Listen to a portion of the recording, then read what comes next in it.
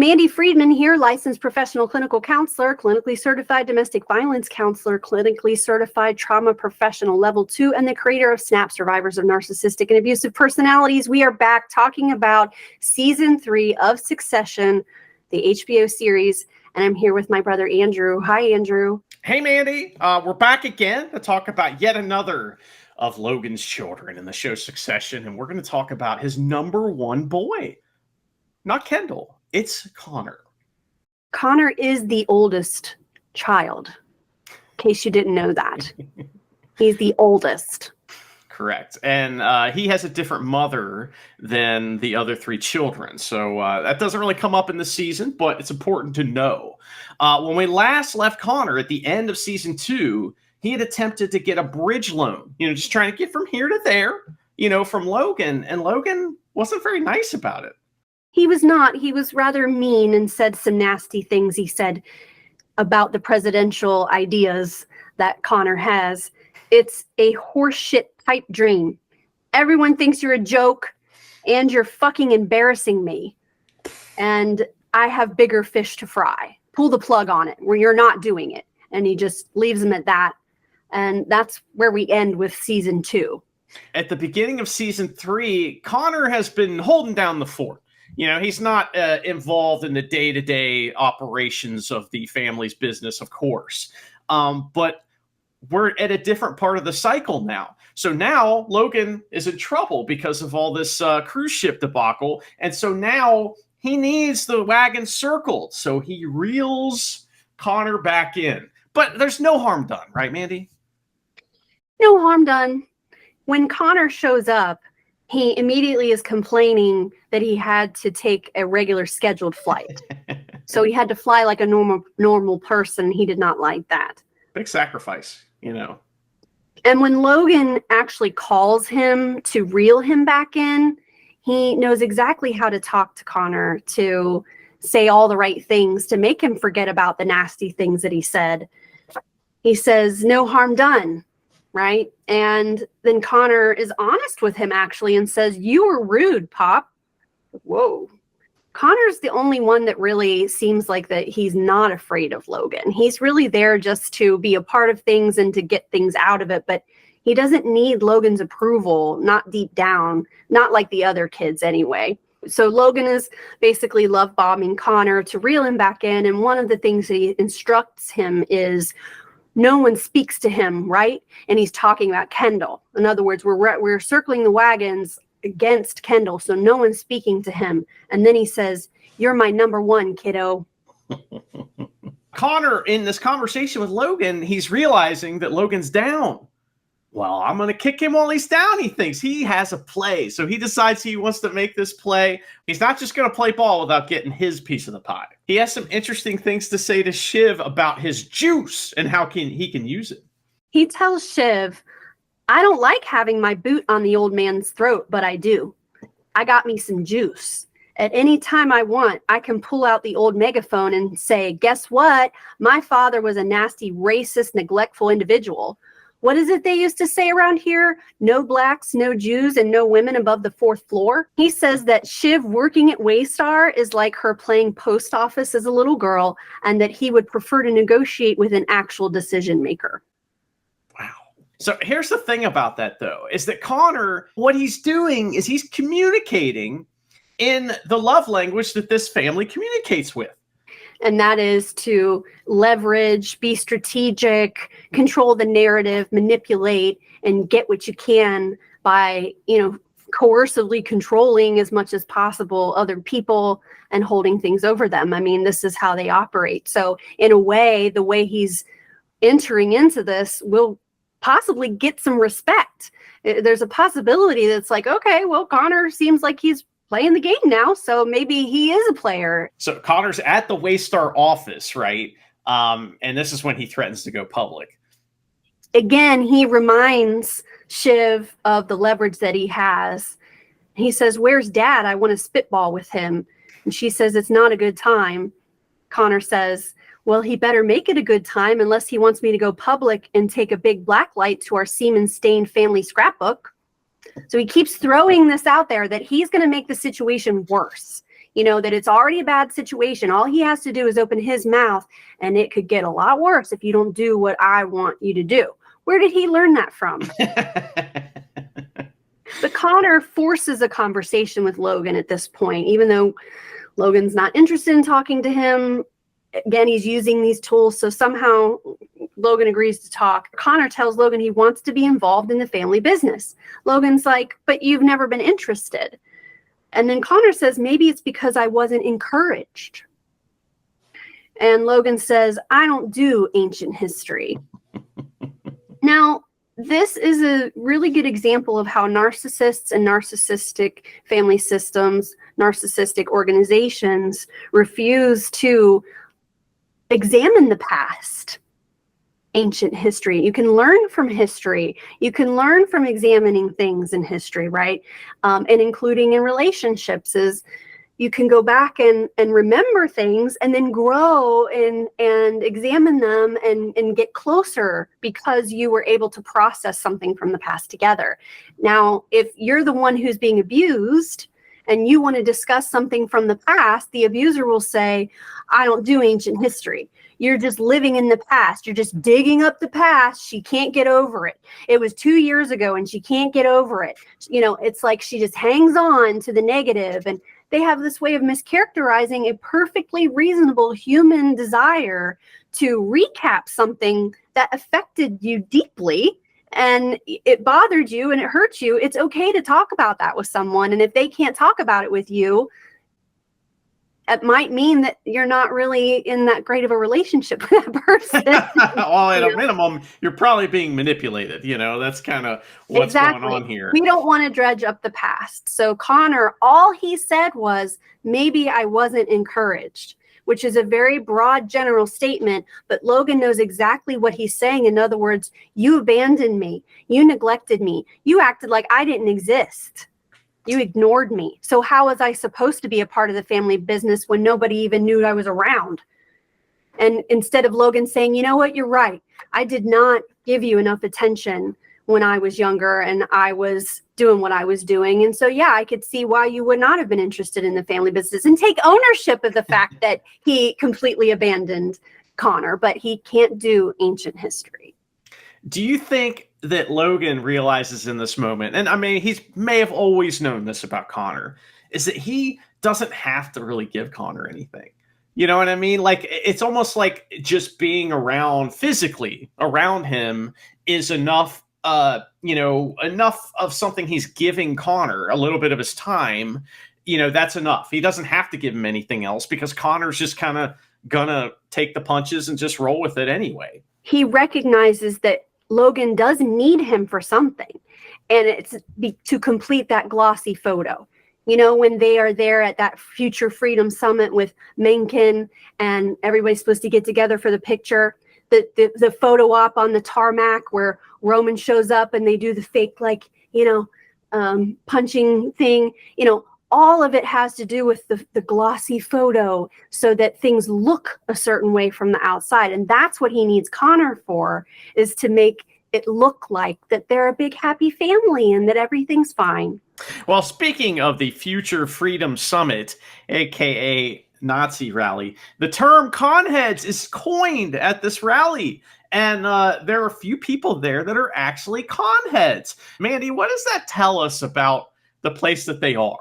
The fact that there are people there that support Connor for president. So these are the movers and the shakers. They are selecting the next Republican candidate for president at this event with a bunch of rich people. And among them are people that think that it would be a good idea for Connor to be president. And if that doesn't tell you something about that room full of people, that would be an idea that they would have. I mean, the only thing they know about him is that he doesn't want to pay his taxes, and that's all they care about, right? Which is kind of what it boils down to a lot of times. So. Exactly, is that he is like them. Mm-hmm. So he will create policy that benefits them. So they see him as a peer, and they want someone in the White House that's going to make their bank accounts get bigger, and maybe they can have more than one yacht. Because one isn't enough, No, I mean, the poor guy had to fly on a commercial flight to get to this. This is just... Tell us a little bit about Willa's past, Mandy, and how that could possibly affect Connor's campaign. In my notes, I just realized something important, which is I wrote that word gets around that Willa is/was a sex worker. It could be argued that she still is. Oh, certainly, yes. Anyhow, not a very important point. But however Willa chooses to live her life, make money, to get to where she wants to go is Willa's business, right? She can do what she wants to do. Connor's running for president, and there will be many transactions that take place to get somebody into a position like that, right? And Willa being known as a sex worker is going to be a problem. It's going to come up. I don't know if you remember that scene in Pretty Woman where George from Seinfeld is the best friend of Richard Gere, and he knows that Julia Roberts is a sex worker. So he basically shows up and tries to assault Julia Roberts, and assuming that because she's a sex worker that she should just service him. And that's essentially what's going on right here with Willa. That the knowledge that she's a sex worker makes her very approachable to these creepy men. And one of the bigger creepers, played by Stephen Root, comes and sits down right next to her. And Connor is right there too on this couch. But Stephen Root in this scene is being very creepy and gross and making comments and like leering at her in this sexual way.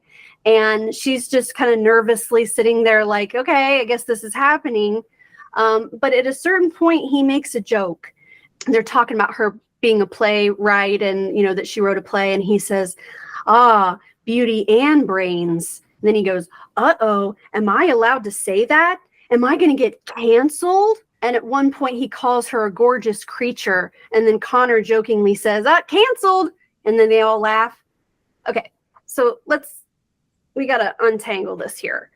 Connor is objectifying his partner, Willa, who was a sex worker, is objectifying her and is using her in a transactional way to gain favor with potential donors. And these are the ones that were using the word conhead. So he's willing to put her in this position if it's going to get him where he needs to go. Okay, so that's happening. Simultaneously, you have a man who's doing the exact thing that he's claiming doesn't exist. When he says, basically, you can't even compliment a woman anymore. You can't even say anything to women anymore without getting canceled. This whole Me Too thing has gone too far.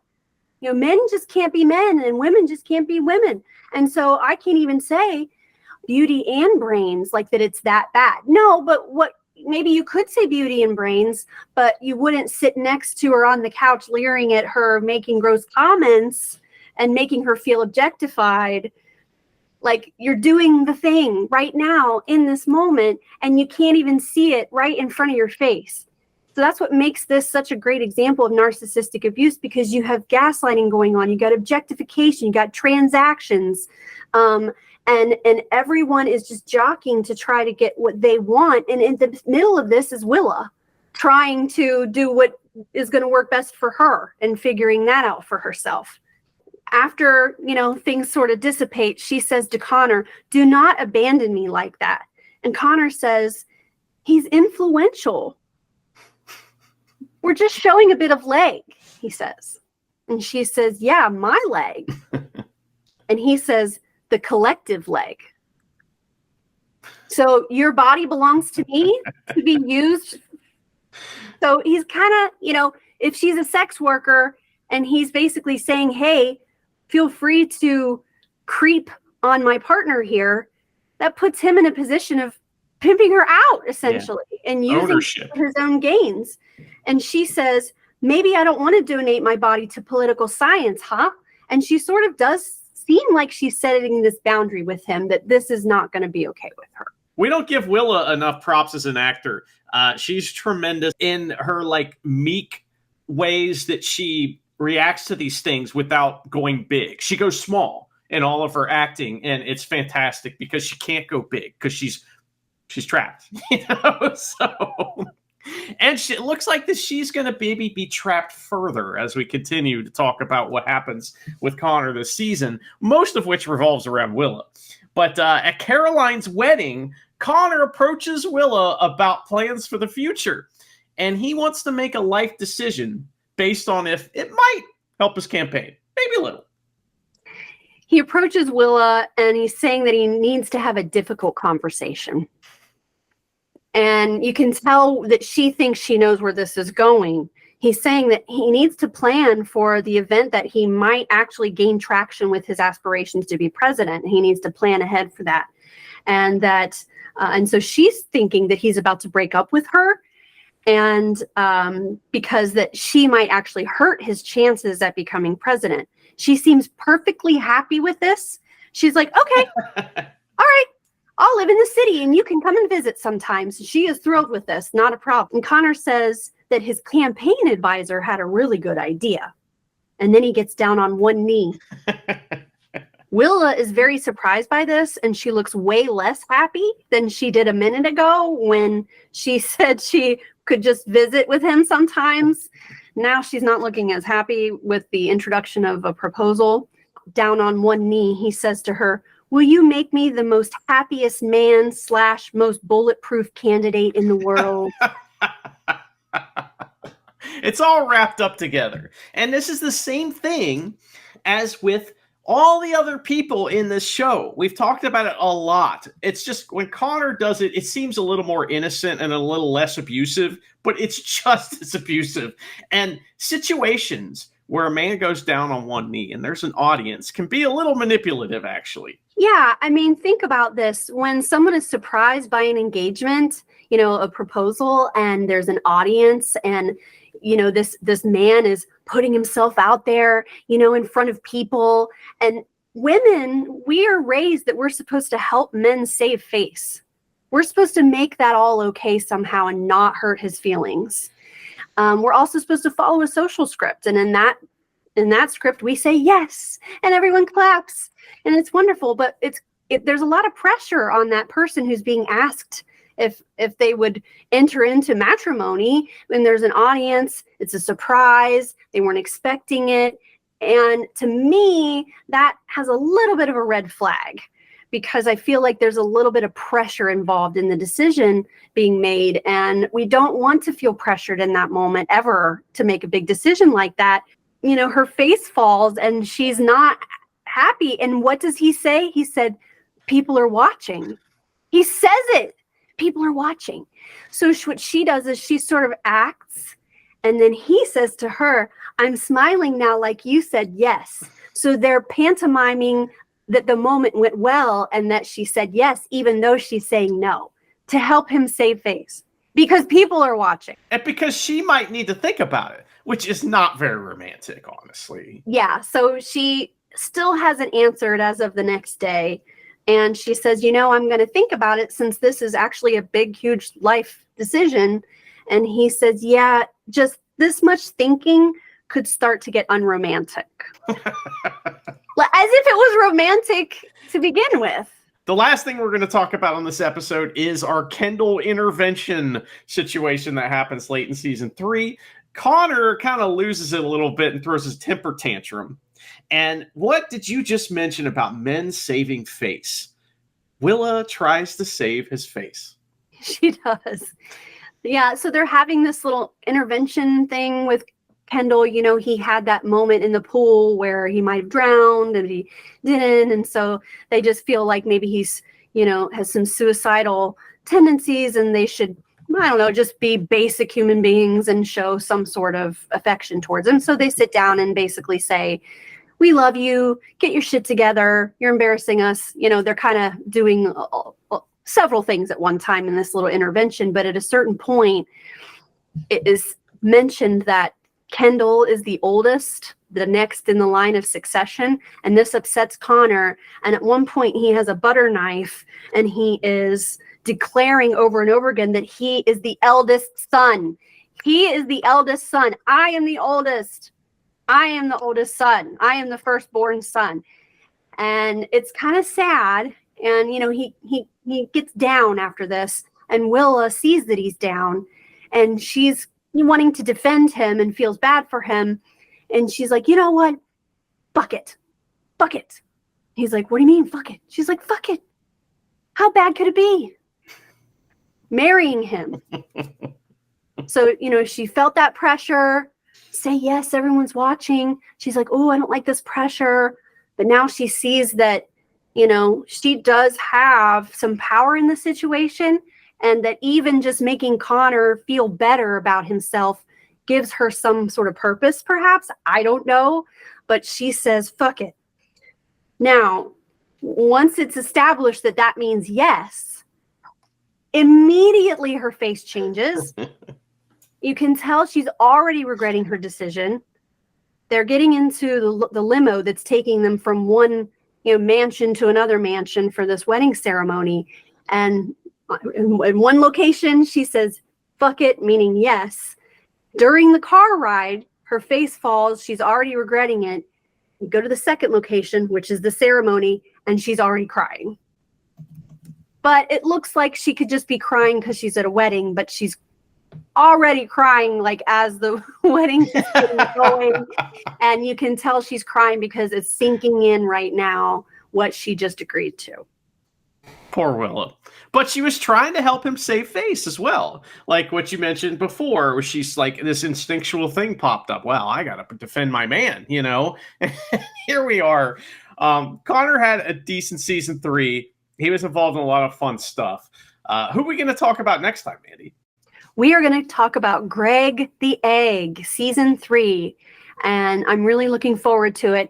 He doesn't have huge parts to play, but he has very key, crucial moments where he is in the mix. Pretty awesome. Well, always great talking to you about Succession. I guess we'll see you next time. And thank you for watching or listening. Goodbye.